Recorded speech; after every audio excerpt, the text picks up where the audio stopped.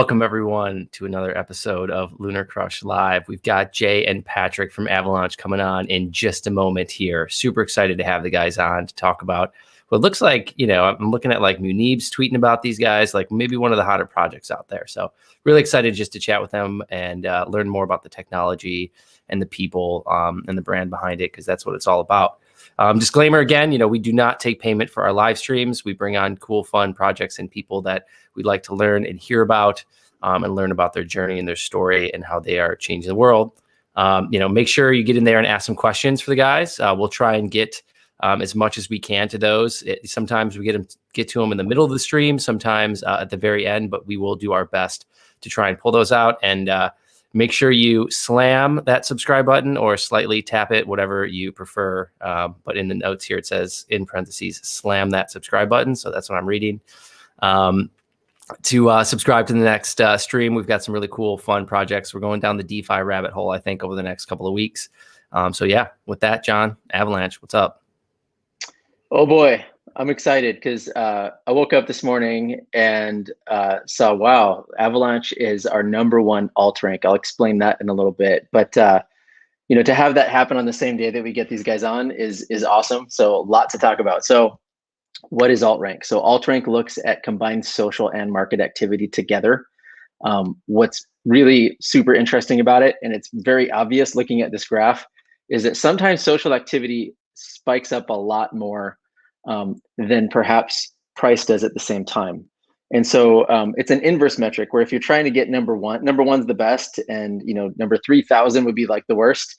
And so what we've seen over the last week is just huge growth in Avalanche social activity. And so we see that we've kind of played around up here in the very strong ranks, still 40s, 50s, went down to 119, and then we saw right in here started to really fall, 17, 11. So what's going on? And this is all while the price was still $18.99. It's now $52.99. And so we saw it go down here, 3, 2, 1.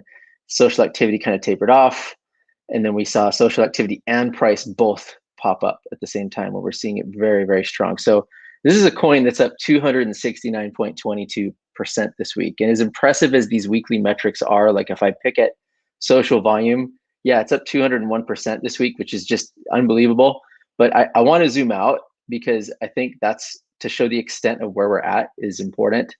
So, we've got this started back on November 14th. That's when we first started covering Avalanche. And at that time, it was $3.44. Again, today it's $52.39. We saw 684 mentions that day, probably a lot of buzz. And we see, 100, 200, 300 mentions.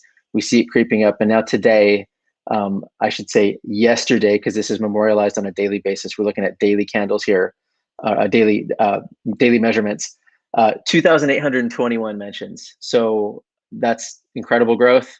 Same with social engagement.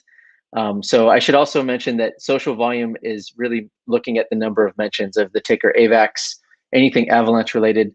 We've made extra sure that we're not collecting avalanches of snow rolling down the hill. It's nothing to do with that. And when we look at engagement, really the engagements that occur within those posts, so this would be all of the comments, all of the retweets, that sort of thing, those have just skyrocketed to, yesterday it hit 7.25 million. That's a lot. That's really, really impressive considering, look, I'll just pick a day back in November, it was 115,000, which isn't all that bad. So there's a lot of buzz going on with Avalanche here. Let's look at the number of individuals posting. So we've gone from, I'll just pick on this day here, 53 unique individuals posting about Avalanche on different social networks. And then that's gone as high as now 3,470 and 1,708, and this is still increasing. This is probably today's even higher.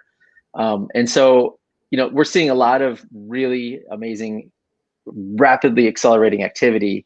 And when we look a little bit deeper at like who's it coming from, so there's been, we actually look at all the influencers that are posting all of this content. So we look at sentiment, we look at spam, we look at the number of mentions, we look at engagement. We also look at who is actually doing these posts. And we really look at it 3 different ways. We look at really the engagement that those individuals are getting on their posts, which is most important. So when someone posts, is there a lot of people commenting? Is there a lot of activity on that from that individual? Combine that with how much activity is that individual doing? Is it just one tweet and they go away? Or is this kind of an ongoing thing that keeps occurring? And then we look at the popularity of that individual. So how many followers do they have? Are those followers increasing or decreasing? And then we look at it based on time frame. So where someone might be influential one day, they may not be influential on, say, a year. And so we look at all of those things together, and it gives us some really great results in terms of who's most influential. So obviously, OKCoin's been posting a lot about it, and we've seen that as well. So OKCoin's there. We've got Emin posting quite a lot here as number 2. The main Avalanche account is number 3. We've got Zero Exchange at number 4. CryptoSec, CryptoKaleo, Dastardly Daniel, Don Wonton, Voyager. It's apparently that's in with Voyager. A lot of these posts. Yep. And then we've got Coin Kafasi. And so all of these individuals over the past little while here have been posting quite a bit and getting a lot of engagement on their posts. So awesome. Pretty darn exciting. So with that, let's bring our guests in. Cool. Let's do it. Boom, boom. Jay, Patrick, what's up, guys? Welcome to the show. Appreciate you being here. That was fun to kind of see John go through there and talk about the community growth that you guys are seeing. And, thanks for being on here. So we always like to start. Tell us, where you are in the world. What's it like there? And what's a day in the life at Avalanche for you? And maybe Jay, we'll start with you, my man, the VP of Marketing. Yeah, sure. I think the quick overview is Avalanche is an open source platform for launching decentralized apps and enterprise blockchain deployments in one ecosystem. So that's, I think, the very important part.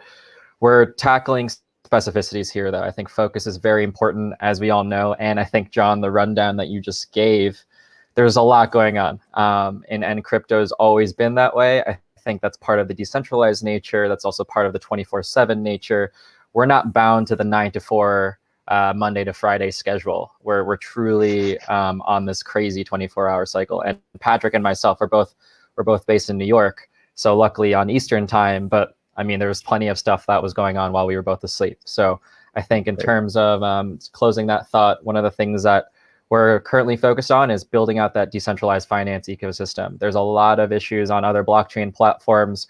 Scalability issues, transaction speeds specifically, and also settlement, and then also transaction costs. I think that's super important as well. If we're, as a collective group, going to go up against the traditional folks in the finance world, we can't just have a really cool decentralized platform but not have something that performs highly. And so this is where we plug Avalanche a little bit and say, hey, I think we're here to stay.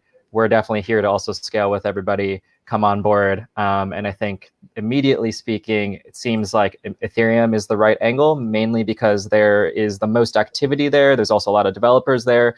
It's not necessarily, I think one of the things that Patrick and our roles is to kind of clarify this stance is we're not necessarily trying to be the Ethereum killer. That's what the media has really dubbed Avalanche as.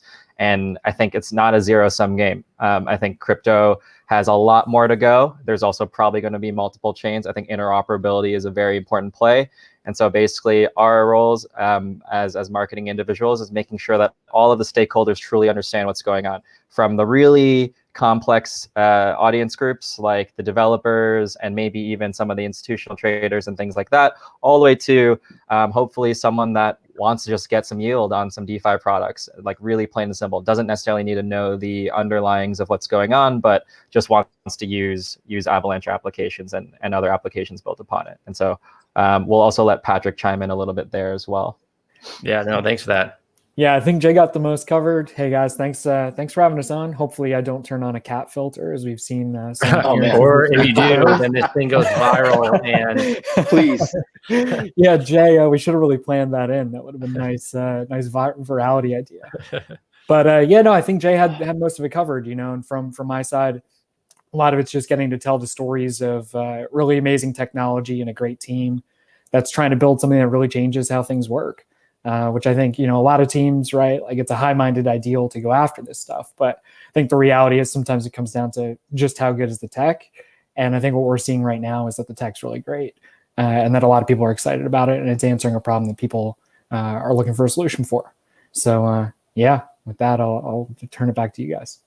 Yeah, no, I mean, I think, and I was like, should we hop right into it? I think one of the things we've been talking about a lot lately are fees, on Ethereum. And, it's becoming, at least, if you try and, for example, I was like, what, I've got a lot of these like ERC20 tokens kind of scattered across different platforms. I might just try to consolidate these things and, just try out like a DeFi platform that looks kind of interesting, and just try to figure it out. And I think, it was like starting with like 800 random dollars. And it's like, by the time I got those consolidated and to the DeFi platform, it was like $180. Right. And so it's like, it's just, and then that's like looking at someone that's saving a little bit of money, trying to invest in something. It's just implausible. And it's basically non-applicable. You can't even function on that. So, it's interesting, but the platform that I just talked to had just launched, a couple months ago. And I asked him, I was like, why did you do this? I can't even use it. And, I think they're going to try to re-platform now, but like, why do you guys think that? And, feel free, either one of you to grab it. Like, why do you feel like, yes, there's audience there, but why are people still building in an arena that is like not usable for certain things, like for certain DeFi, like you're saying, there's other platforms that potentially you can use, but for DeFi specifically? Yeah, I can touch quickly on that, and maybe Patrick can add too. But I think it's honestly just network effects. It's hard to ignore just the signals that already exist. It's also safer to build on something that's been around for a while. Avalanche, I think, reminding also some of the people potentially new to our ecosystem, only launched just in September. And even though I think, again, seeing those social posts was awesome, just because it's like, all right, I think a lot of the work that we've been doing the last couple of quarters has been certainly validated. But at the end of the day, the product is still very, very new compared to pretty much most of the layer one chains on the top 100 on CoinMarketCap. So I think convenience is one. I also think if you dive a little bit deeper on that convenience factor, Solidity is the dominant smart contracts language. Again, first mover advantage there. And it's also, again, network effects. So I believe like Tezos, for example, uses a different language that isn't towards Solidity. And I know, and this is, of course, anecdotal, but a lot of my developer friends in the Ethereum ecosystem and the Solidity first ecosystems have mentioned, yeah, I dedicated 2 weeks worth of my time on a chain like Tezos, and I couldn't get over the learning hurdle. And it's because there's already such a big hurdle for Solidity. Solidity is a brand new language, at least in respect to the traditional technology languages that exist. And then it's also very complex because we're kind of making it up as we go, it seems, at least as a wider crypto landscape. And I think those are kind of the main things I'll touch on. And then at least for Avalanche, we're following those signals. We're not trying to reinvent the wheel, at least initially. So with that being said, Solidity is compatible on Avalanche. So if you're an Ethereum developer, you can come over. All the tooling works out of box. All of the applications will also port over the same way. And then hopefully, as the ecosystem starts building out more and more, the decision to take, let's say like a couple hours out of your day to port over your application won't be that high of a decision to make. It'll be something that's like a no-brainer. Yeah, that's a huge deal. Just, thinking about time spent also. So I think, where's your guys' focus as growth and comms? Is it on that developer community? Is it on both? Is there like an 80-20 that you guys are kind of focused on? It's like it's a two-sided market of people coming to different products. And then obviously, if people are building their own products, it's their job to drive traffic there. But where are you guys spending a lot of your kind of marketing time and growth time right now? Yeah, I think developers are definitely the first real area of focus for us, right? It's like when you are trying to acquire users or bring people on platform, it's like, well, what are you going to use when you get there? It's like, what are the draws? What are the cornerstone applications that get people to say, okay, I want to explore this ecosystem. I want to be involved here. I want to explore the opportunities across multiple applications. Getting to that point requires really strong and talented developers. So that's why a lot of our focus to date's been there. And I think our CEO Goon put a tweet out. He had a tweet last week or so about our shared DNA with Ethereum in so many ways. And it really is that compatibility and making it easy for people who've spent years developing really amazing applications on Ethereum, and then say, hey, like you can take that few tweaks, launch it on Avalanche as well, and then see what happens. Right? It's not you're not expanding or taking on new risk somewhere else. You're just saying, hey, let's open it up so more people can get access to this, especially if they are being priced out the bottom end of the funnel of like people who, like myself, like I don't necessarily want to pay a lot, $50, $100 for a transaction fee. But if there's another chain where I can explore that, I might as well. So I think right now when you ask the kind of the initial question of, why still build on this platform, to be clear, Ethereum has made an amazing community and platform, and they should be lauded for that. And they will be around for a long time because they've built something special. We're saying, hey, let's grow the whole DeFi thing bigger than one chain. Let's really expand and catalyze a new era of growth for this that is currently a bit hamstrung by network congestion and fees. When you guys just earlier, it must have been Monday, I think you announced an Ethereum Bridge, correct? Yeah, that's right. That was actually, it was Monday. Yeah. So a couple days. Seems like 3 weeks ago at this point, right? Yeah, exactly. Tell us a little more about that. How will it benefit the community? How will it work?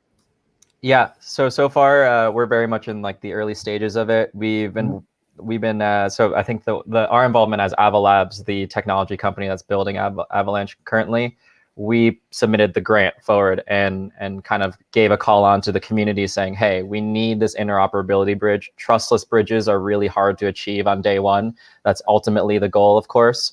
But I think for now, we should figure out other solutions just because time is of the essence. And so ChainSafe, actually, fantastic team to work with. They're all over the place, actually, when it comes to blockchains. So I don't think they're necessarily specific to Ethereum, but they came to us and said, hey, I think we're up for the task. So they and also about 5 different projects in the space, pretty well-known ones, they came together and effectively we created kind of a half step towards the trustless vision, where we have this bridge operated by relayers is what we're calling it. They're the trusted relayers who are processing transactions both on the Ethereum and Avalanche side. Simply put, there's basically just 2 smart contracts on both chains. If you want to transfer from one side, then it pretty much locks up that fund and then mints it on the other side, and then vice versa. So it's a 2-way bridge. One of the interesting things that we've been seeing, especially because we put up the front end, so for those that are tuning in, it's aeb.xyz. That's where you can use the bridge. We're seeing a lot of activity there. So actually, we've been super heads down this week trying to address those concerns if there are any. I think there's been a ton of great feedback from the community side, a lot of super users chiming in here. So that's super important for the relayers and also ChainSafe to kind of take into account, especially as we go towards the trustlessness. And then at the end of the day, I think the true value is unlocked by the projects who implement the bridge within their stack. So for example, if we were to pick, let's say public, like BZX, for example, they're on Ethereum. They've also committed to Avalanche. That's a public partnership. They also will then integrate the bridge components underneath. So when you use BZX, it's not as clunky as, hey, let's use this front end. It's just, hey, you're using this BZX application. If you want to go in and out of Avalanche, you can. Here's how you do it. And it should be as easy as possible. I think in the get-go, it might not necessarily be super easy, but that's kind of the way it is in crypto, and we'll just iterate as fast as possible. So what does that user experience end up resulting in? They notice nothing, just lower fees? From, I guess, what specifically? So if a user is just trading, like I'm going to speak to myself here. I used to trade all the time, like daily, and especially things like Uniswap. I haven't traded on Uniswap in over a month because the fees just don't make sense. Right. And so I'm after so great. There's this Ethereum bridge. So the end result for the user is it speed? Is it lower costs? Is it like how noticeable would that be? If we had to pick one value prop, it would be fees. Our fees are significantly lower than any of the other blockchain platforms out there. It's in the cents. I think one of the things that's interesting to note, at least on the Ethereum, at least on the application side of things, is with the bridge itself, because there are relayers. In order to set it up, there are contract calls that have to be made to essentially approve those relayers to commit the transfer. So since there are 5, it's a little bit clunky. So actually the bridge fee is fairly high, because on the Ethereum side, in order to deploy those to approve those contracts, then you're going to have to pay in terms of whatever the gas fees are at ETH. So that's kind of the main tension that we've seen since deployment. But once you're over that, you're in the Avalanche ecosystem, you're going to have really good fees, of course, but then also just instantaneous experience. So I think one thing to plug from our ecosystem, there's a decentralized exchange, or actually more specifically an automated market maker that launched purely community driven, 100% token allocation goes to all the community, no VC funds or anything like that. And it's basically a Uniswap clone, but much faster and cheaper is the value proposition.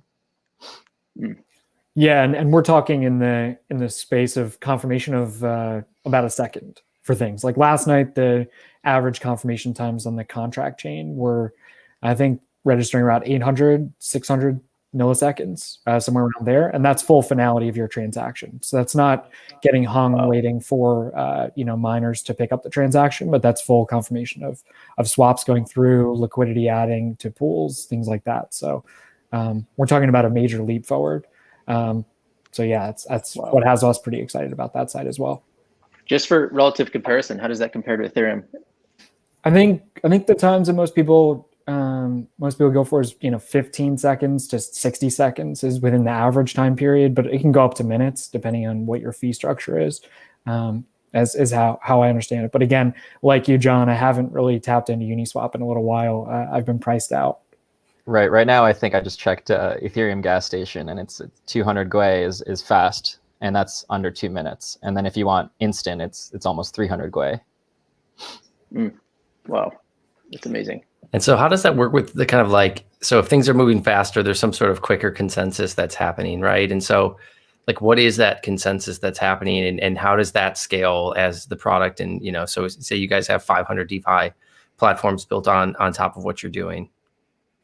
Yeah, so right now the network itself is really flying along. I know that we've had some, performance upgrades we're working on, but that's been particularly the endpoints around the API nodes for the wallets and whatnot. Right. I'm sure many networks would hope that their wallet API nodes would be tested enough to have down issues, but it will scale up as we have more on platform. Again, like I think Avalanche consensus being the key differentiator at the core.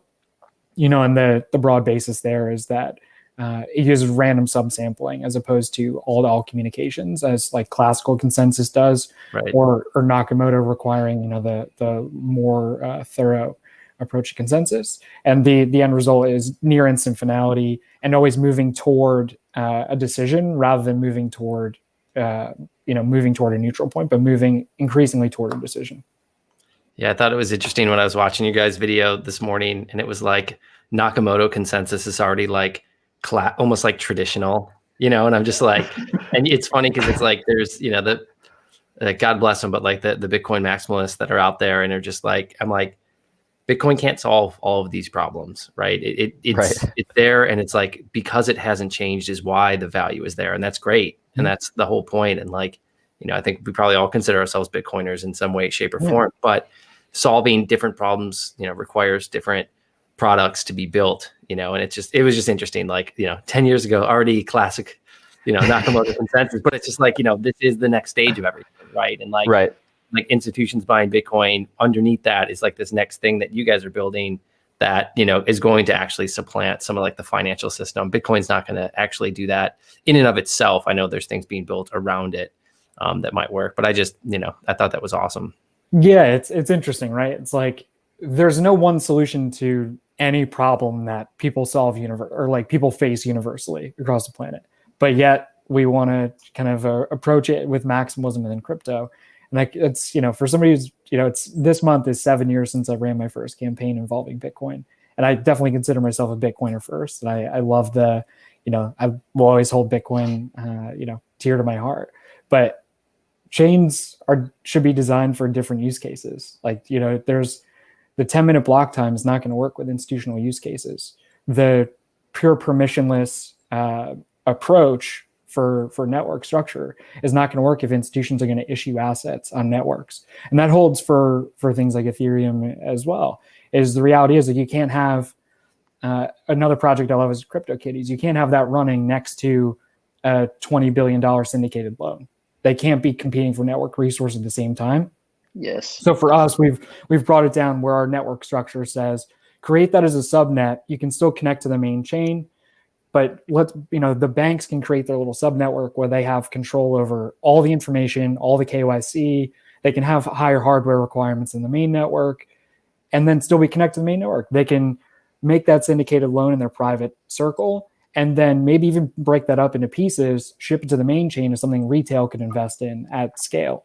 So then you're looking at new revenue streams for them rather than saying, here you go, here's this solution that you have to now fit into, that institutional financial people will tell you they're never going to fit into a box that you're forcing them to. They always want to have control, and that's well within their rights. We say let's make a place where they can interoperate and come together with whatever they're looking for. So you would say it's probably a bad idea to have Federal Reserve overnight repos on the same competing with CryptoKitties is what you. Yeah, I mean, I think if I think the federal repo system probably has enough problems on its plate that it doesn't need to worry about that. I think I've tried to understand that for a long time, and there's many really talented and smart people that have tried to help me understand that. Like Caitlin Long with the Wyoming Blockchain Initiative has talked about repo markets extensively, and still I have no understanding enough. I think that'll probably be the last egg that cracks in this succession of egg cracking that's happening across the financial network. If I was going to throw a guess out there. Yeah, it sounds about right. Yeah. John, I don't know if you've got some DeFi questions or future. I've got a ton of questions. I'm just thinking. I'm thinking through, like, it was January 5th, and it was announced that banks are going to be able to use public blockchains. And I can't help but think the average user is not going to care, right? They don't care what chain they're on. They care that when I have this thought of, like, I'm going to log into my online bank and I'm just going to see this, whatever it's called, product that says I get 5% yield, which is far better than the 0.003% I'm making right now in a money market. So it's got to work. It's got to have no fees. It's not even a question. And I don't think the banks are going to care what they're on. It's just got to work. And so I'm curious on your thoughts. Like, how do you guys see yourselves working with banks at some point, or is that something you don't want to play with? No. I think it's Patrick alluded it a little bit with the subnet functionality, but we're totally open. I think we're ultimately a chain for pretty much everybody. And I think that's because of the flexibility of the subnets. And so it's basically, just to reiterate, subnets provide that flexibility that's beyond just the public chain that exists currently. And so if a bank, there's a bunch of rules that they have to abide by. I think the one revision I'd say with your statement of banks not caring about the chain is they might care about privacy, at least today. Sure. Maybe in some sort of future when we're all super open and very collaborative, they might not care so much. But until then, I think that's what's going to get their feet wet. We're at Avalabs, we've been talking to plenty of traditional financial institutions. I think one of the most interesting points to note is that exact interest. I know, like, for the last, Patrick and I have been in the space forever now, basically since the beginning of Bitcoin. And we've heard, at least when the Ethereum white paper came out and after that, people started saying, oh, the institutions are coming. If you recall 2017, I think that was one of the biggest narratives, but maybe not quite. I think people were somewhat ready, but I think that was a little bit hyperinflated with the media. I think right now, and the kind of the run that we're going through, it seems a little bit more real, not just because the media is saying it, but also because people from these institutions are actually jumping in on the bandwagon. I mean, this is kind of a half signal, but Elon Musk, I think, is a perfect example. I'm not trying to I guess, establish him in the banking sector necessarily, but he's definitely a legitimate figure, and he also has a lot of clout. I think that's what's really important, and it makes people think about it. And so when the institutions are like, oh, this guy Elon, he's one of the richest people in the world, and he's creating multiple different types of business lines that are pretty much going to revolutionize the way we live, should I be considering that? And then when it goes, should I be considering it? Who do I look to? And they're just going to follow the surface layer information. I think with, like, Bitcoin, they're going to hear, okay, maybe I've missed the Bitcoin boat, and they might not even understand that Bitcoin isn't necessarily for decentralized applications. Then they're going to go to Ethereum. They're going to probably evaluate a few things. Maybe it's too open. Maybe there's other things that are potentially wrong with what they're looking for. And then they're going to continue to go down the list. And I think that's where we're trying to, I guess, front run this whole movement and just get after it. One of the strongest parts of Avalabs is all of us, we all come from very deep traditional finance backgrounds. I know Patrick and I, we both come from communications and marketing backgrounds for traditional brands. And then that's how we got into crypto. So I think we're very well positioned as a team to also take that on. And the conversations are super constructive. It's just a matter of getting them comfortable. And I think that's the challenge. So funny. That's our background too. We started doing marketing and advertising, working at big agencies for traditional brands. Yeah. And some of those people we were with started talking about Bitcoin, and then we kind of, this was back in literally 2013. our books too. So tell us about that. Tell us about your backgrounds a little bit. It'd be interesting to hear. Yeah, sure. I can quickly go on mine. So, I mean, I started my career in agency life too. I think some of the notable clients to mention are even more on the CPG side, like Starbucks, I think is one, the Hartford Insurance is another. And then as I kind of focused in a little bit, then that's where we saw like the American Expresses, for me, IBM, Huawei, all these guys are kind of touching or either fully in or touching financial services. And then in about 2016, people, I think IBM mostly, at least on my side, was like blockchain. And then I think I was personally involved in Bitcoin since like 2011 or 12, somewhere around there. And so knew about it. And you're kind of the one person that knows crypto in the office. And so people start pointing fingers. And then eventually started a consultancy within the agency to just take on all of the crypto companies. It was kind of more of a proof of concept. It didn't really go too far. But once I saw that signal personally, then I was like, I have to get in on this. This is an incredible opportunity. I think this is going to change the world. And then was most recently at Fluidity, which was acquired by Consensus. And then now we're at Avalabs. Great story. Yeah, and for me, it was 7 years ago, around probably about a week from now, actually. So Mt. Gox is melting down. And a client of mine that was doing institutional trading for derivatives and kind of coming out of Dodd-Frank and post-financial crisis regulations for how they had to clear these derivatives on transparent venues to kind of stomp out the OTC shady stuff that was happening. And they come to us and they say, hey, we're launching this new derivatives product for a Bitcoin non-deliverable forward. And I'm like, all right, well, what's Bitcoin? I got to catch up on all this stuff. So a month later, we're announcing that. It winds up being a big story for them and kind of a first of what wound up being a years of me getting to announce a lot of firsts in this space.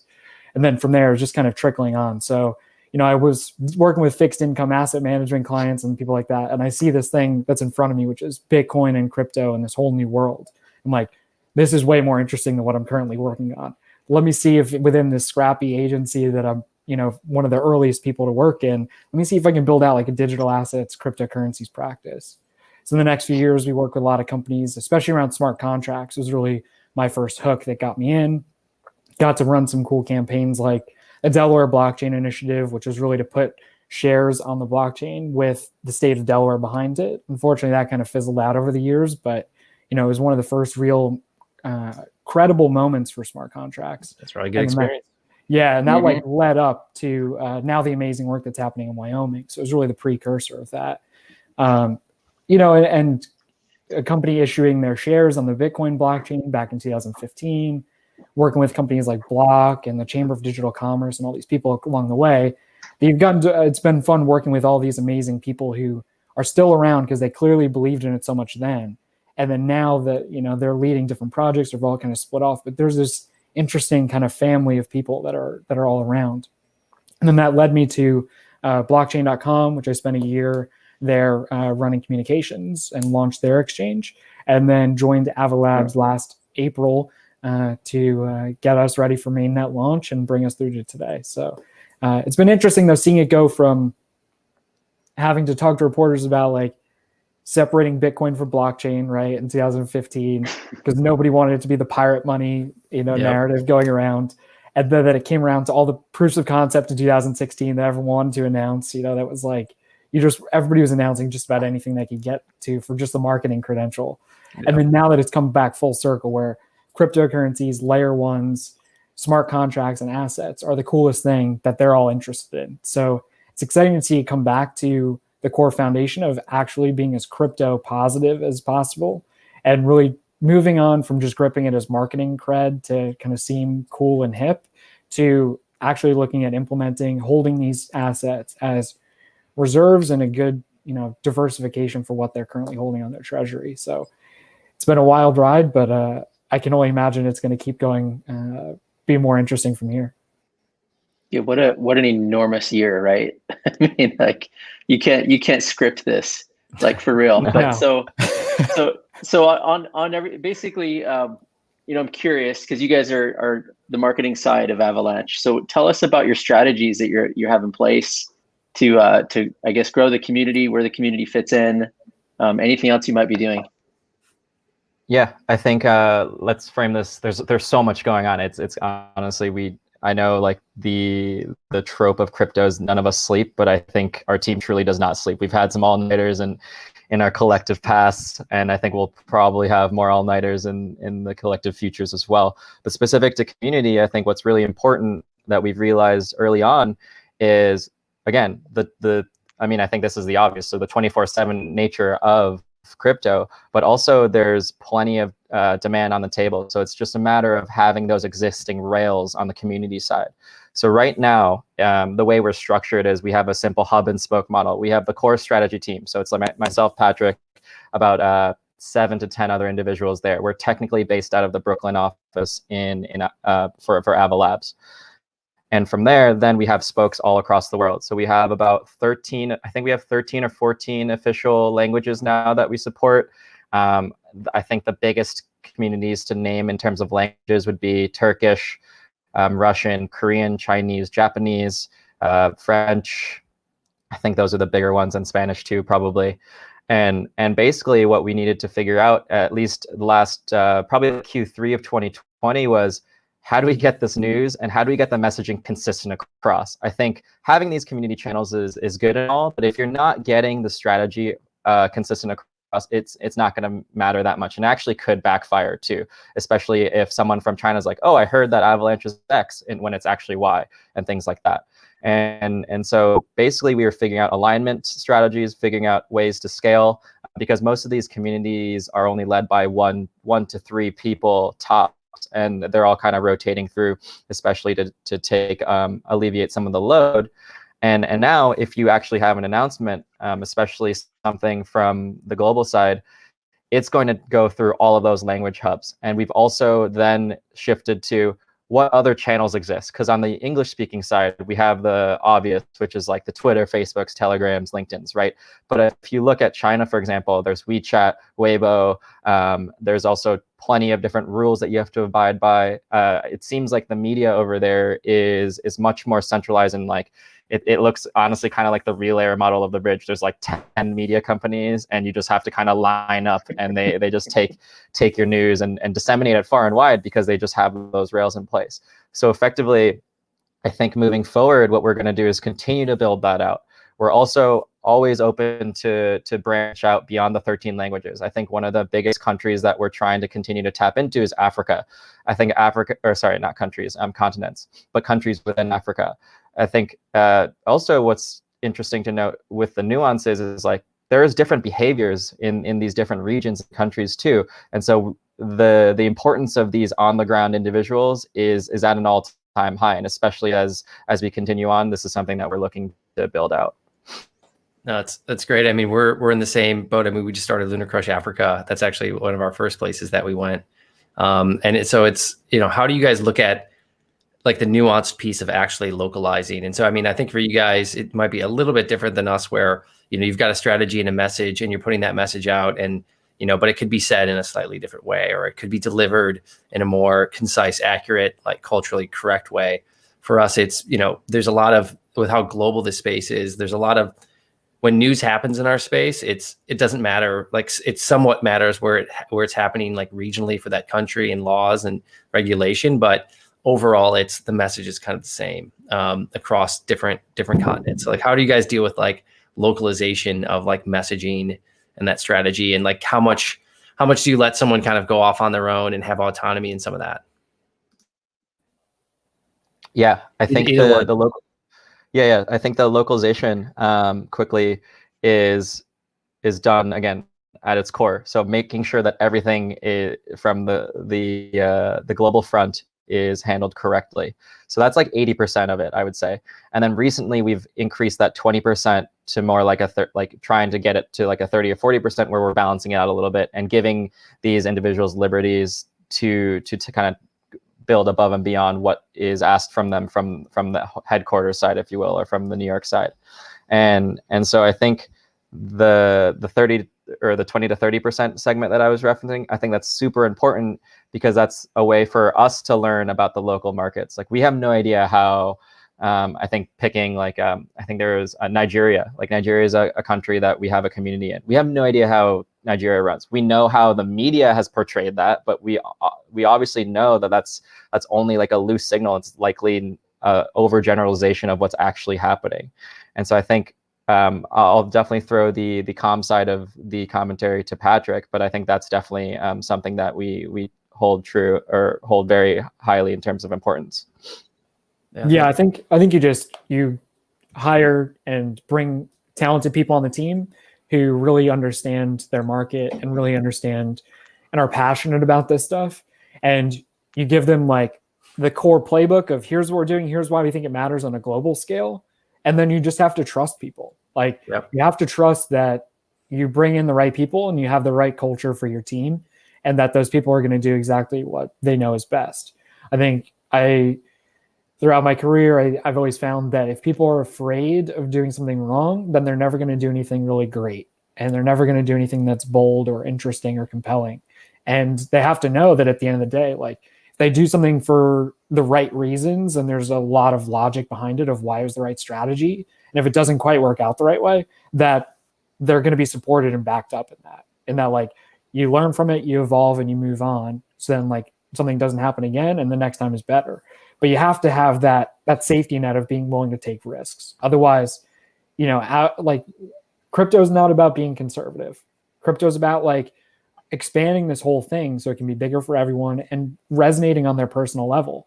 The needs of somebody in Turkey where our community is big are far different or might be the same, but they might be very different from Jay or I, right? And the person who's going to know that best is iTunes. She's our great community manager and GM for us out of Turkey.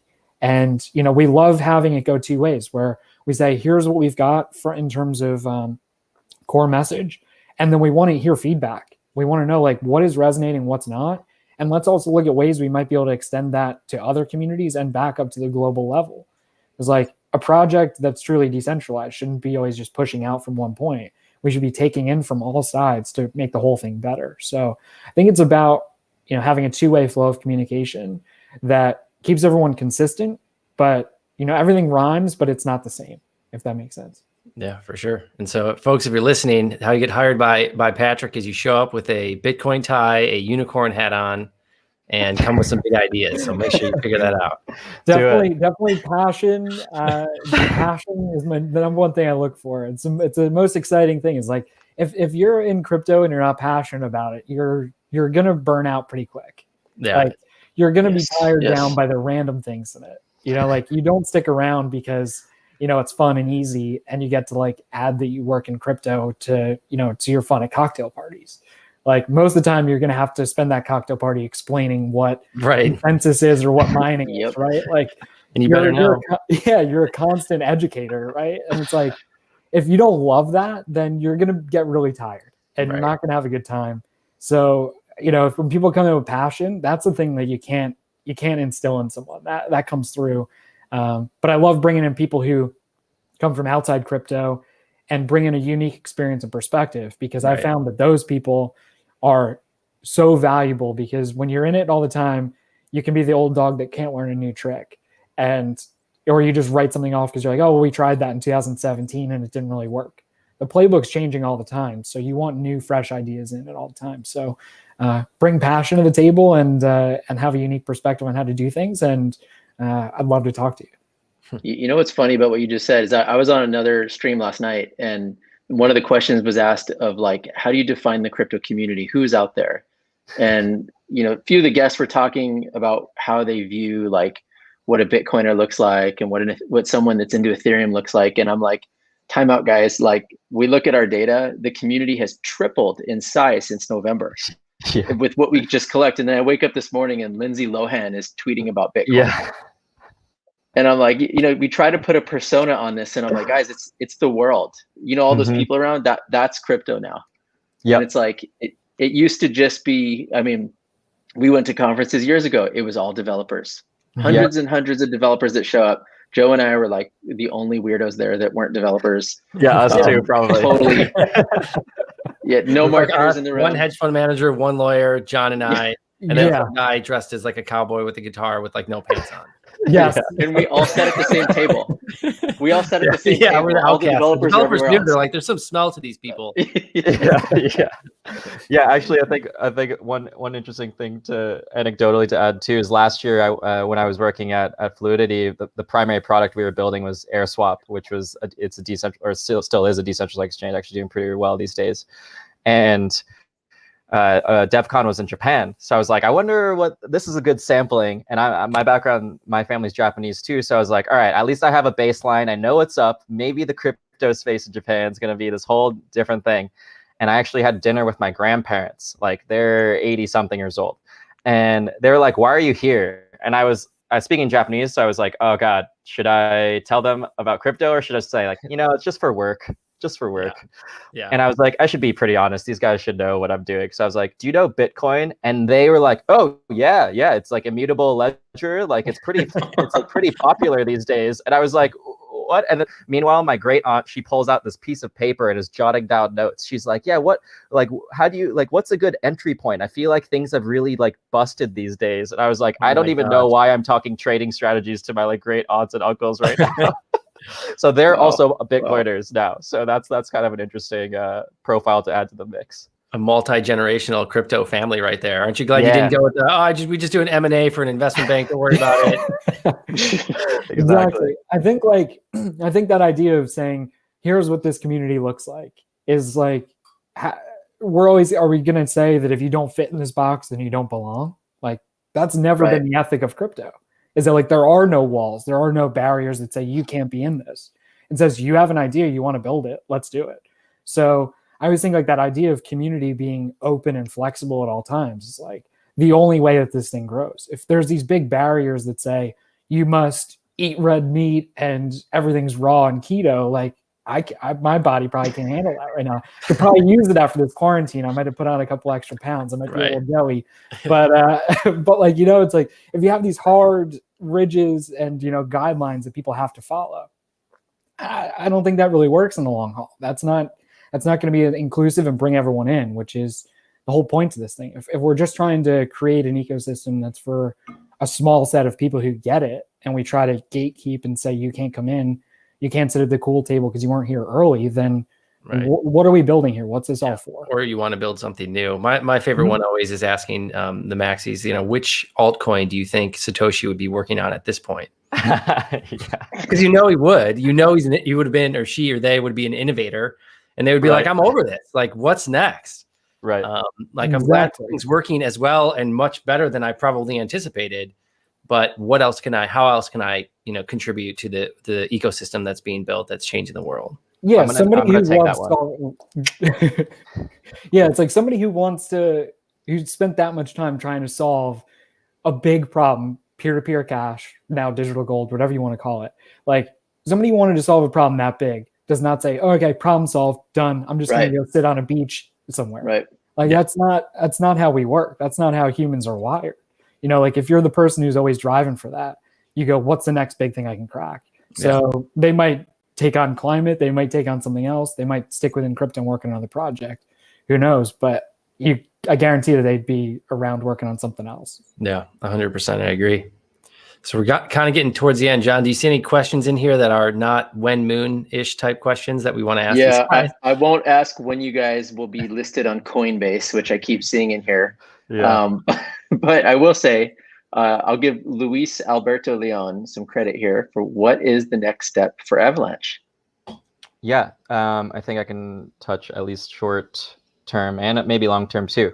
Short term, just figuring out the bridge and any of the other applications that are building on Avalanche, and then just making sure that the theses that we've set in play the last year or so are coming true? And if they are not coming true, why aren't they coming true? And can we mitigate those things?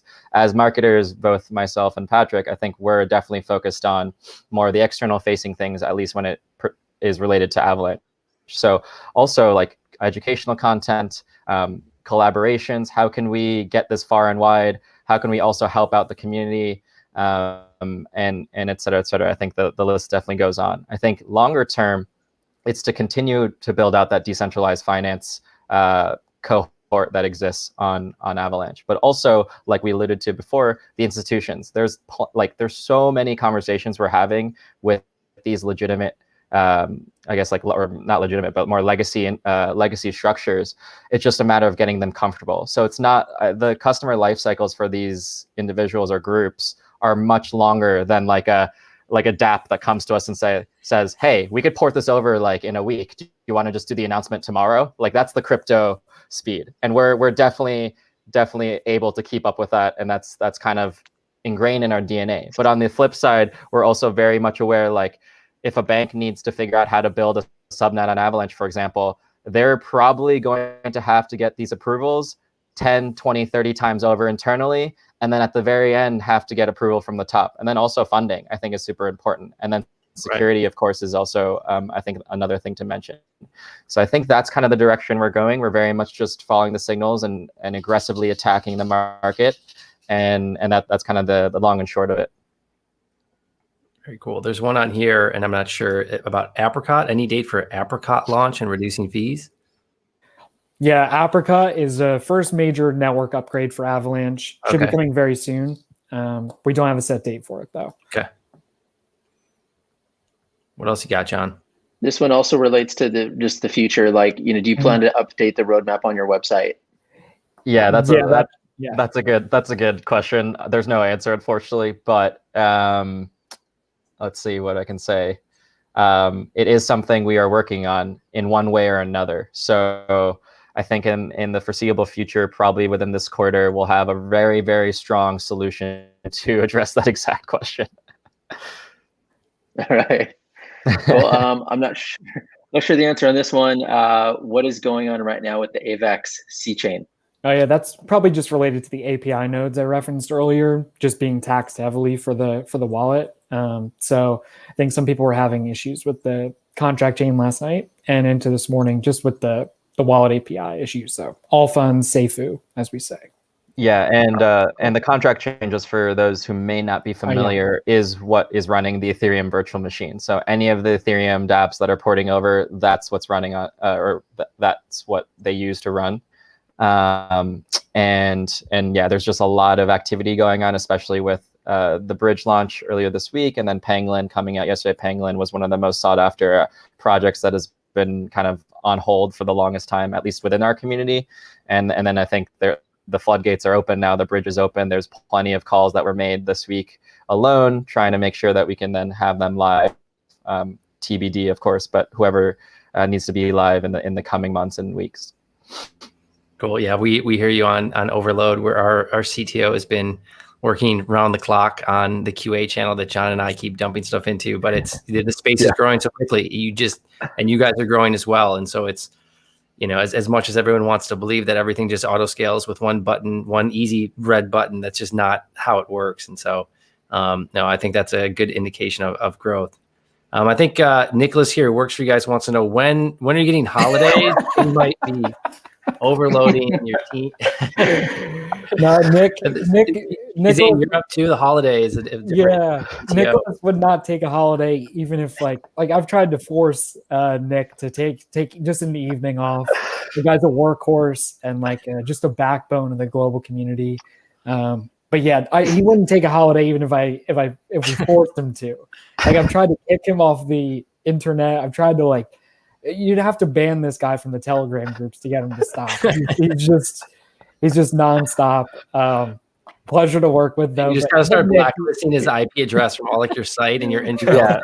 Yeah. My internet's down. I don't know what's going on. Yeah, exactly. You hear that, Nick? He also had another comment here. He says Patrick Sutton is so beautiful. Oh man, now it seems planned. Yeah. Love it.